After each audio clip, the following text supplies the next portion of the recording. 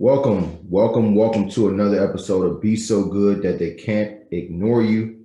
I'm your host, Charles Barnes. We're going over the Texans versus Titans game in Nashville.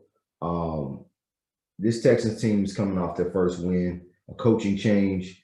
I would say the win was more so on who they were playing versus any significant change in what they were doing.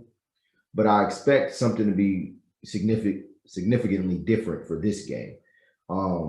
Just to throw a twist in there for the Titans, but I overall feel like the Tennessee Titans is the better team.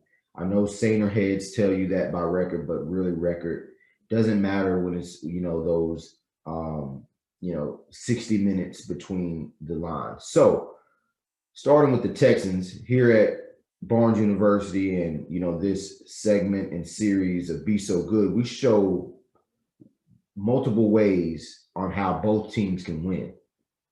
And usually, similar to the Minnesota Vikings, when a team is in a funk, it usually comes down to asset maximization. It's something that I like to call asset maximization. What is that? That means that your assets, which is your players, you have to find a way to maximize their talent and skill set the best way that you can, right? You got to identify what they do well, and you have to put them in advantageous situations, and you have to be greedy with it. You have to be consistent with it. You have to intentionally find ways to get them the ball rather than going through schemes, going through, to some degree, natural progressions.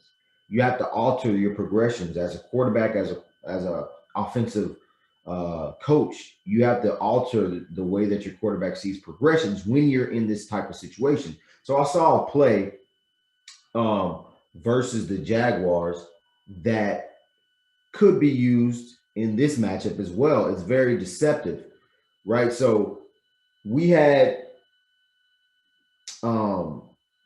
Deshaun Watson. It was a 3rd and 6. You can go and watch this play. It was in the third quarter, 7:45 remaining. It was a 3rd and 6. Deshaun Watson had pretty much an empty set out of 10 personnel. That means 1 tight end and 3 wide receivers, 1 running back in the backfield. So I would say 11 personnel, my bad. So 11 personnel. It was David Johnson to his right. We had Cooks at the top, number 13 this year. We had Fells right off the right tackle's butt. I think he's what, number 87 this year. We had Cobb and Fuller.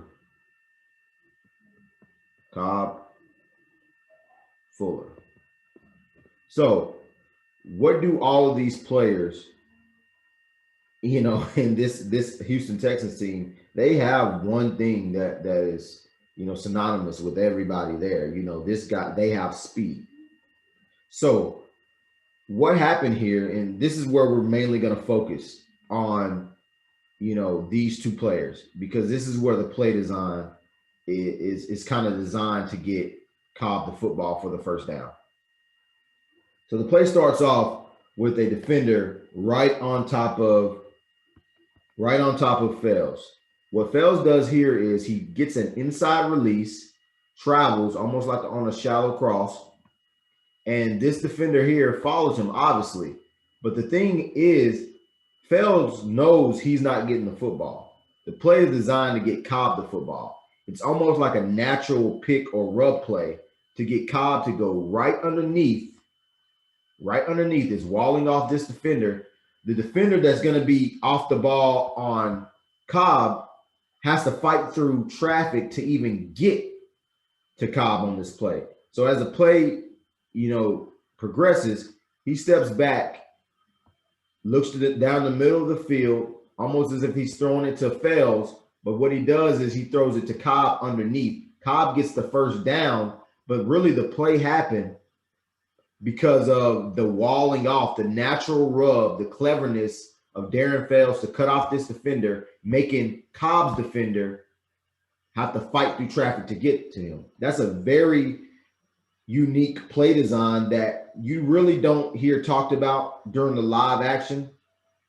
Um, I feel like it's not talked about at all, just simply because it's something that's so minute and unique. And I think that those are the types of plays, the cunning here and there that the Texans are going to have to use, just off the fact that on offense they have talent, but one of the things that they're going to have to do is they're going to have to use ways to get players in one-on-one situations.